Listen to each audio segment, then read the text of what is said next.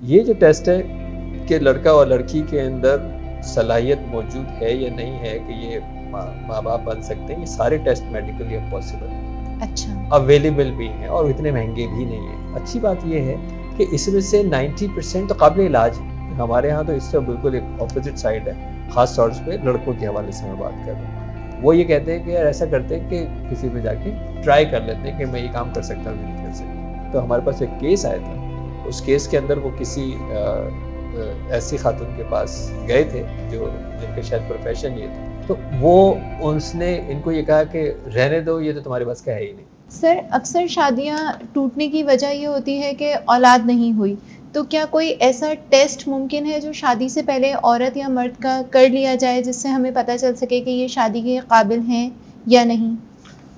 मेरी तो ज़ाती ख्वाहिश और दुआ ये है कि हम ये वाले टेस्ट किसी तरह कंपलसरी कर दें। बिल्कुल। कानून हमारे यहाँ बन गया है थैलेसीमिया का, दुनिया से थैलेसीमिया तकरीबन जा चुके हैं, हम अभी तक बड़ी मुश्किलात के अंदर है कि हमारे यहाँ थैलेसीमिया बढ़ रहा है। और उसका रीज़न ये है कि हम लॉ भी बन गया है, शादी से पहले थैलेसीमिया का टेस्ट कराना ज़रूरी है, निकाह खां को वो टेस्ट देखना ज़रूरी है, रजिस्ट्रेशन से ज़रूरी है, लेकिन बदकिस्मती से हमारे इसकी इम्प्लीमेंटेशन नहीं हो रही। बहुत सारी ज़िंदगियाँ बचाई जा सकती हैं बिल्कुल। अगर हम ये थैलेसीमिया का टेस्ट जो है वो पहले शादी से पहले कर लें, जो कानून भी पास हो चुका है।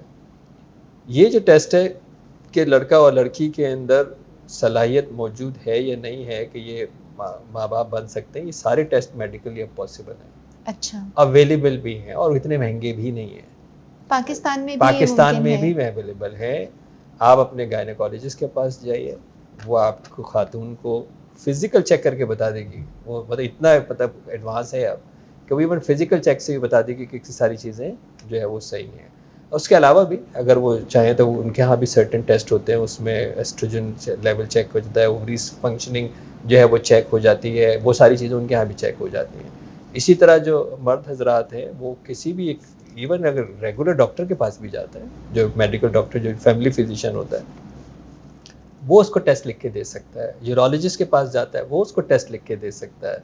साइकेट्रिस्ट के पास जाता है, वो उसको टेस्ट लिख के जो है वो दे सकता है कि जिसके अंदर बाकायदा आपके sperm count, sperm health, sperm speed, ये सारी चीज़ें जो है वो आपका टेस्टोस्टेरोन लेवल, ये सारी चीज़ें जो है वो अवेलेबल हैं। एक चंद लैब टेस्ट के अंदर आपको ये बिल्कुल पता लग जाएगा कि ये अच्छा। अच्छी बात ये है कि इसमें से 90% तो काबिल इलाज है, यानी ये अच्छी बात है। अगर मुझे समझ में आ गया कि लेट्स सपोज मेरा जो है वो स्पर्म काउंट कम है, तो उसको बढ़ाने के लिए किया जा सकता है। उसकी हेल्थ यानी उसकी स्पीड का जो है वो कम है, वो भी जो है वो की जा सकती है। और उसके साथ अगर कोई साइकोलॉजिकल इम्पैक्ट है, वो भी जो है वो किया जा सकता है। और ये बच्ची के साथ भी जो है वो किया जा सकता है।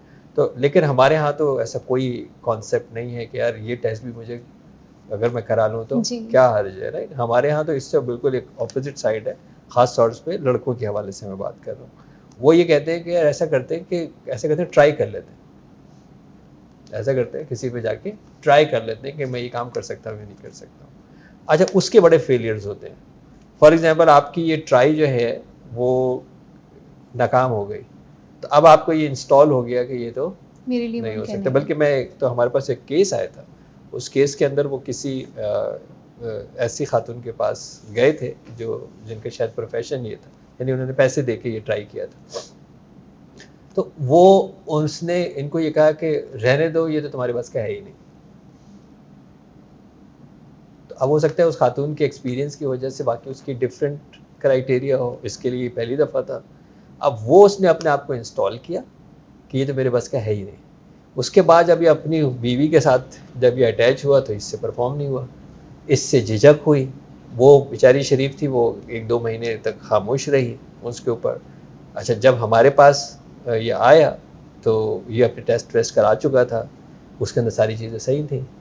और जब हमने ये किया तो पता ही लगा कि वो जो बिलीफ इंस्टॉल हुआ था उस एक्सपीरियंस की वजह से, जो कि इसके लिए ट्रॉमेटिक साबित हुआ, उसकी वजह से ये नहीं कर पा रहा, क्योंकि उसने कह दिया कि तुम्हारे बस का नहीं है, और ये इनग्रेव्ड हो गया, ये बिलीफ सिस्टम बन गया। तो ये टेस्ट किए जा सकते हैं, बहुत आसानी से किए जा सकते हैं, बहुत अच्छा है।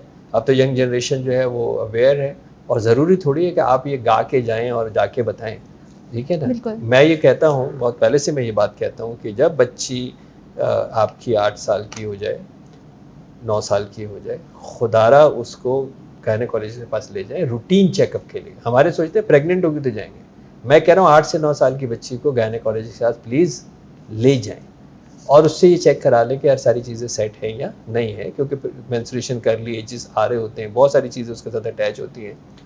बच्चियों को जब ये चेहरों पे दाने निकलते हैं या बाल आने शुरू होते हैं तो सबसे पहले हम डर्मेटोलॉजिस्ट के पास ले जाते हैं जी, ठीक है, उससे पहले आप गायनेकोलॉजिस्ट के पास ले जाएं उसको। ओके, ये वो हार्मोन चेक्स हैं कि जिनकी ये एक्सप्रेशंस हैं, बिल्कुल, तो उसके ऊपर बेचारी वो रगड़ती रहेगी, चीज़ें रखती रहेगी, इशू बिल्कुल। ये नहीं है, इशू इंटरनल है।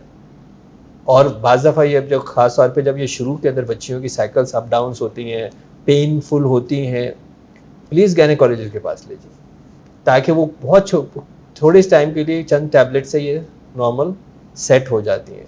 हम उसको प्रोलॉन्ग करते हैं, उल्टे सीधे देसी टोटकों की जो है वो सोचते हैं। अभी हमारे पास इस तरह के केसेस आ रहे हैं क्योंकि फर्टिलिटी के केसेस आते हैं। एग्जैक्टली, छोटी छोटी बच्चियों की जो है वो मुतासिर जो है वो हो बिल्कुल। रही है ना, पीसीओस के लिए छोटी छोटी बच्चियाँ, यार वो तो अभी शुरू हुई थी, अभी से कैसे हो गई?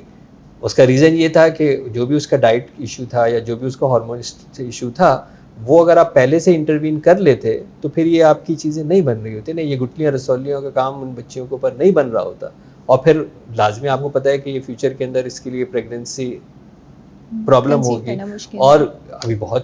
अभी यंग बच्चियां हैं, 1 साल हुआ है शादी को, एक बच्चा अभी हुआ है, कॉम्प्लिकेशंस आ रही हैं, जैसे आप जो है वो जाते हैं वो थक से कह देते हैं रिमूव करा दो, कहते हैं यूट्रस रिमूव करा दो, ये चीज़ रिमूव करा दो, ठीक है, जी। तो हमारे यहाँ तो सिस्टम रिमूव करा दो। जी, तो ये इसीलिए है कि फिर आप फिर शिकार हो जाते हैं ना इस तरह की बिल्कुल, चीज़ों के ऊपर। बिल्कुल। एक नेचुरल हेल्दी लाइफ के लिए जिस तरह आप एक, हमारे पास जब ये बच्चे आते हैं, स्पेशल नीड बच्चे आते हैं, हम सबसे पहले कहते हैं कि इनकी आँखें और कान चेक करा दें। जब उसको दिखाई नहीं दे रहा और सुनाई नहीं दे रहा तो मैं कैसे कह सकता हूँ कि यहाँ की काम नहीं कर रहा, उसको जा ही नहीं रहा सही, बिल्कुल ये भी सही नहीं जा रहा, तो उसकी प्रोसेसिंग तो मुतासर होगी ना।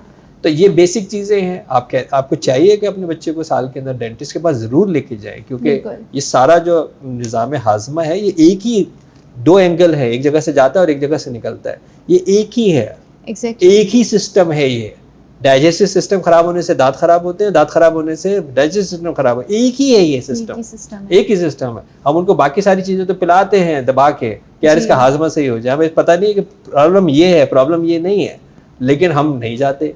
तो हमें चाहिए कि हम अपने बच्चे को डेंटिस्ट के पास जरूर लेके जाएं, आँख जरूर चेक करें, कान जरूर चेक करें, और खासतौर से जो बच्चियां हैं 8 साल की उम्र के अंदर एक रूटीन चेकअप के लिए गायनेकोलॉजिस्ट के पास लेके जाएं और उससे जो है वो चेक करें। जब सही चीज़ें सही भी है ना, तो भी कोई हरज तो नहीं है ना चेक कराने के लिए। आने वाली मुस्तकबिल की परेशानियों से बचने के लिए उसका पहले चेक होना इस बच्ची की सेहत के लिए, क्योंकि ये मुस्तकबिल की माँ है, healthy mother healthy child produce करेगी। बिल्कुल। तो ये इसके ऊपर अगर हम तवज्जो दें तो ये ज़्यादा मतलब बेहतर होगा।